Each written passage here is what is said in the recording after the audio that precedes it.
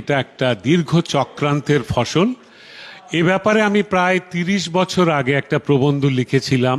যদি সেই প্রবন্ধটা এরকম ছিল, যদি হাইপোথেটিক্যালি বাংলাদেশের স্বাধীনতা না হতো অথবা মুক্তিযুদ্ধে আমরা হেরে যেতাম, তাহলে কি ঘটতে পারতো বাংলাদেশে।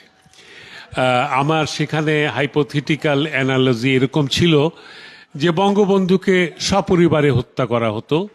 প্রতিটা মুক্তিযুদ্ধে যারা বড় বড় নেতা ছিলেন বা ছিলেন, সেনাপতি ছিলেন, যারা সেক্টর কমান্ডার, তাদেরকে হত্যা করা হতো। মুক্তিযোদ্ধাদের হত্যা করা হতো। মুক্তিযোদ্ধাদের পদবি কেড়ে নেওয়া হতো, তাদের বিভিন্ন রকমের অসুবিধায় ফেলা হতো, জেল জরিমানা হতো। হ্যাঁ, এগুলো হতে থাকতো। হ্যাঁ, অদ্ভুতভাবে গত 50 বছরে, 48 বছরে আমি বলবো, ক্রমান্বয়ে এই সব কিছু ঘটেছে। এবং আমি অনুমান করেছিলাম একটা অন্তঃসলীলা চক্রান্ত কাজ করে যাচ্ছে, একটা ষড়যন্ত্র কাজ করে যাচ্ছে। হ্যাঁ, এবং এই গত জুলাই আগস্টে এসে এই ষড়যন্ত্রের চরম একটা রূপ আমরা প্রত্যক্ষ করলাম।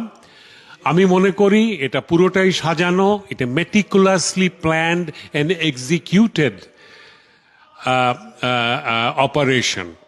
এখানে যারা কাজ করেছে এরা ট্রেন্ড। এদের অপারেশনের ধরন দেখেই আমি তখনই বলেছি, প্রথমেই বলেছি যে আড়ালে কে। কারণ সাধারণ ছাত্ররা কখনোই জানে না কি করে এই একের পর এক স্থাপনা পুড়িয়ে দিতে হয়, ভেঙে ফেলতে হয়, বিস্ফোরক ব্যবহার করে সবকিছু জ্বালিয়ে পুড়িয়ে দিতে হয়। ওরা এগুলো জানে না। বড়জোর পুলিশের দিকে ইট পাটকেল ছুটতে জানে, এর বেশি কিছু নয়।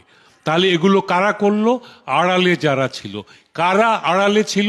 এখন যারা ক্ষমতা দখল করেছে। এই ক্ষমতা দখলকারীরা স্বাধীনতা বিরোধী, মহান মুক্তিযুদ্ধকে এরা মুছে দিতে চায়, 7ই মার্চকে মুছে দিতে চায়, 25শে মার্চকে মুছে দিতে চায়, 16ই ডিসেম্বরকে মুছে দিতে চায়। আমাদের পুরো স্বাধীনতা এবং 30 লক্ষ শহীদের যে ত্যাগ, যে বেদনা, যে ক্রন্দন, যে কান্না, যে ইতিহাস আমাদের রয়েছে, এই মহান মুক্তিযুদ্ধের সব কিছু তারা মুছে দিতে চায়। কারণ এটা তাদের এজেন্ডা। কেন এজেন্ডা?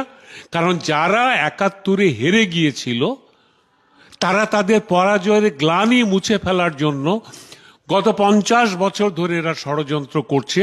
এবং প্রতি পদে পদে এইসব ষড়যন্ত্রের ফলশ্রুতি আমরা দেখতে পাচ্ছি।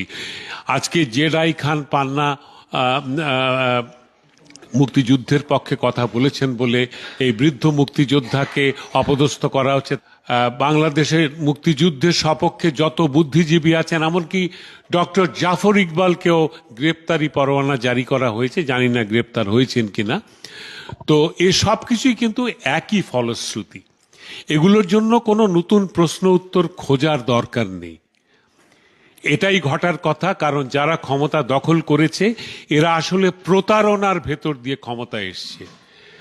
এরা ছাত্র জনতার সংগ্রাম নয়, এটা প্রতারকদের ক্ষমতা দখল করার, লাশ ফেলে দেশের জনগণকে খেপিয়ে তুলে ক্ষমতা দখল করার একটা অপচেষ্টা।